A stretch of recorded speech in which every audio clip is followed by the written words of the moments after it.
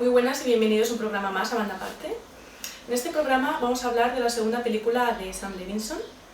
Este es un joven director, es hijo de Barry Levinson, aclamado director de muchísimas películas, empezó a superar los 80, Rainy Man, Buenos días Vietnam, etc. Pues bien, en esta película, Nación Salvaje, Assassination Nation, el original, es de 2018. Y aquí sienta un poco las bases de sus líneas temáticas y estéticas que serán protagonistas en el resto de sus obras cinematográficas, que tampoco tiene muchas, pero bueno, después de esta hizo una serie producida por HBO, Euphoria, que fue bastante aclamada por crítica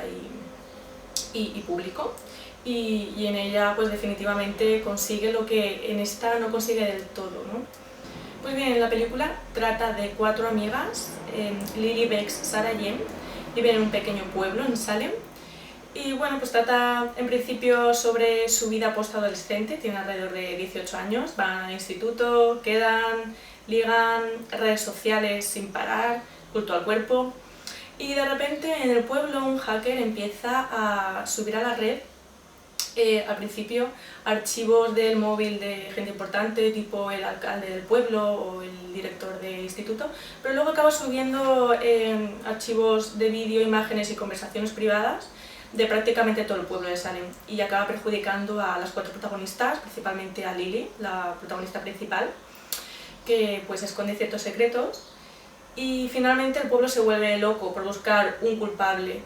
hasta llegar a un punto de violencia extrema y a veces innecesaria. En la película se tratan muchísimos temas, aunque al final muy superficialmente. Quiero comentar con mis compañeros qué les ha parecido la película y la manera en la que se muestra todo esto de manera temática y estética. Como decía Raquel, el hijo de Sam Levinson es Barry Levinson, un director muy conocido y que, como curiosidad, me gustaría mencionar que dirigió una de las primeras películas donde se aplicó el 3D, donde se integró como un efecto especial, y dicha película es Young Sherlock Holmes, traducida al español como El secreto de la pirámide. La película trata muchos y muy diversos temas de una forma muy superficial, y al final esto crea un poco de confusión en el espectador, porque no llega a centrarse del todo nunca en ninguna de las problemáticas que abarca. Bien es cierto que la intención del director es buena, busca tratar temas muy actuales y muy interesantes, pero que se pierde un poco en ellos. Uno de los temas más interesantes y mejor tratados de la película es la problemática con la chica trans, interpretada por Hari Nef, una muy buena interpretación, quizá una de las mejores de la película. Esta chica en la vida real es actriz, modelo y escritora. Como curiosidad, fue la primera persona trans en aparecer en un anuncio de la marca cosmética L'Oréal, diciendo ese "porque yo lo valgo". Es cierto que también se tratan otros asuntos derivados de esto,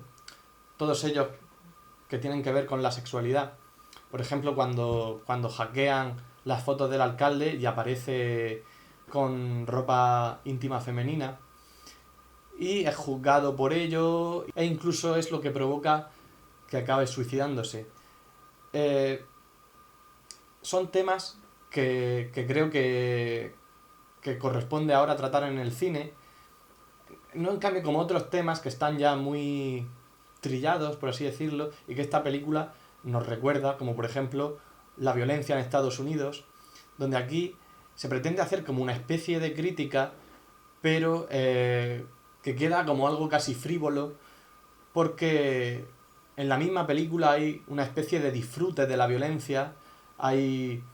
música mientras se tortura, mientras se asesina a la gente, y se produce una ruptura con el mensaje que quiere dar el director, o intuyo que quiere dar, a través de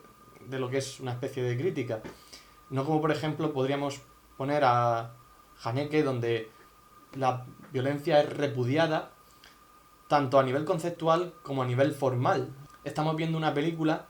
donde se critica algo que a nivel formal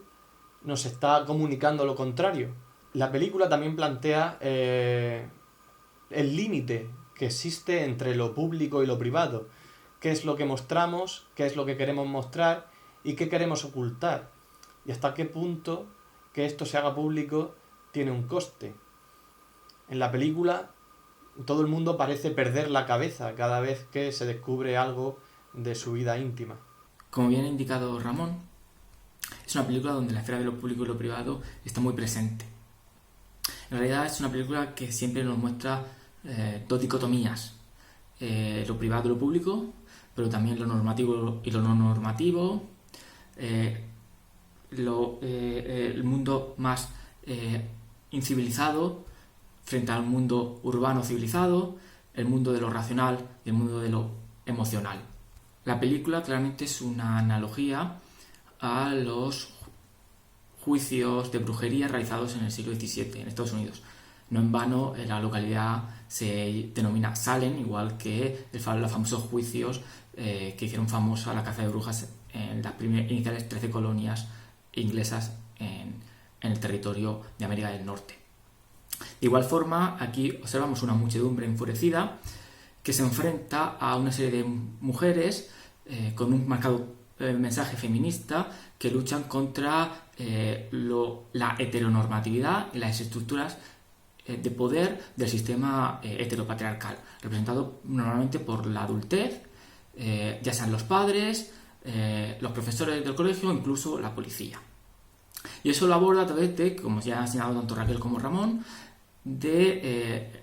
la muestra de lo privado mediante el hackeo. En este caso, la película nos plantea cómo lo público y lo privado son dos esferas totalmente diferenciadas. Podríamos entenderlas en una imagen como una serie de círculos concéntricos donde el eje principal se ubica el yo como sujeto, sobre el que aparece una serie de circunferencias. En cuanto a la más interna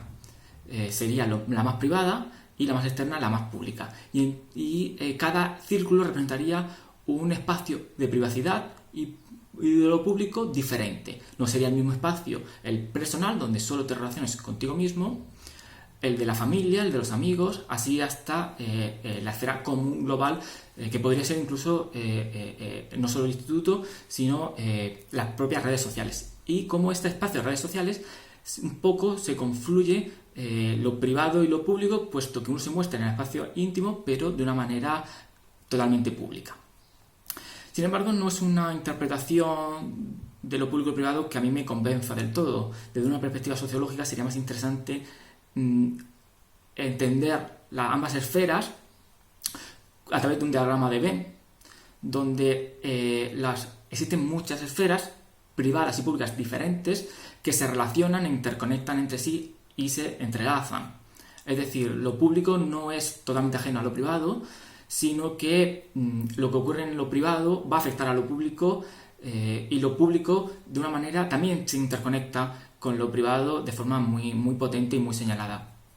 Ambas esferas no se diferenciarían tanto, sino que estarían en un continuo diálogo entre sí y transformando al sujeto predominante de esta acción. En la película abandona un poco esta esfera y lo muestra muy bien, lo público y privado,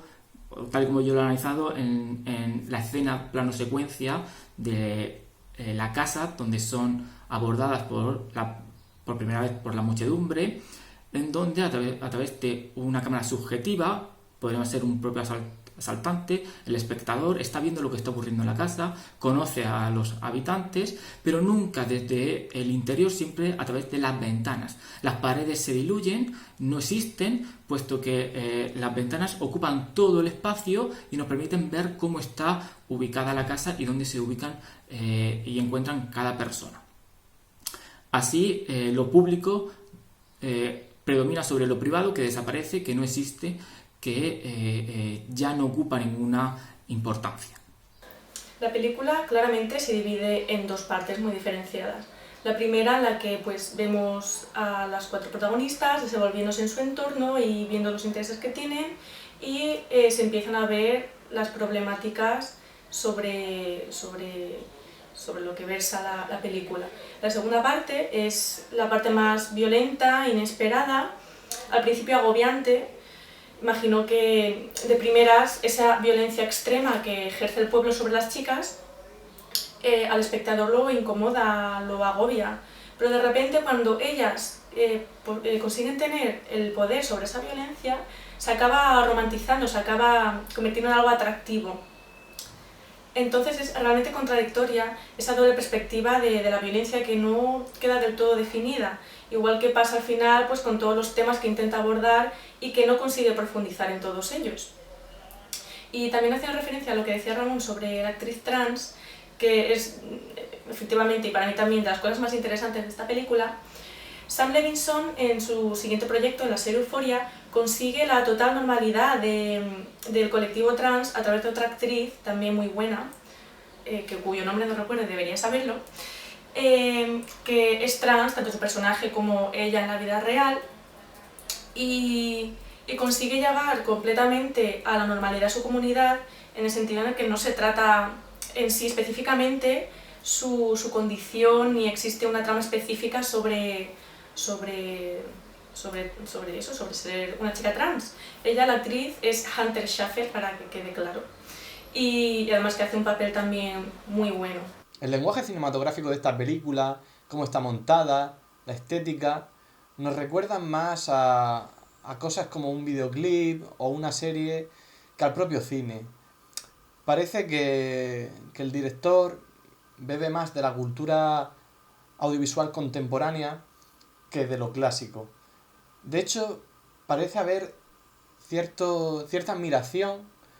por el cine de Gaspar Noé. Quiere,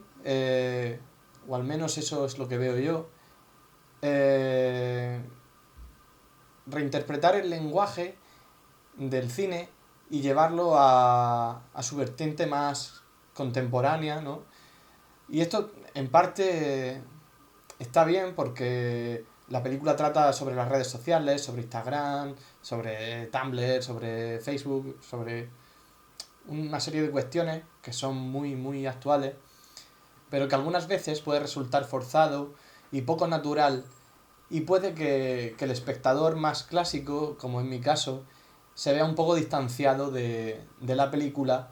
y no se introduzca tanto en el argumento. Este lenguaje vertiginoso, más propio de los videoclips o de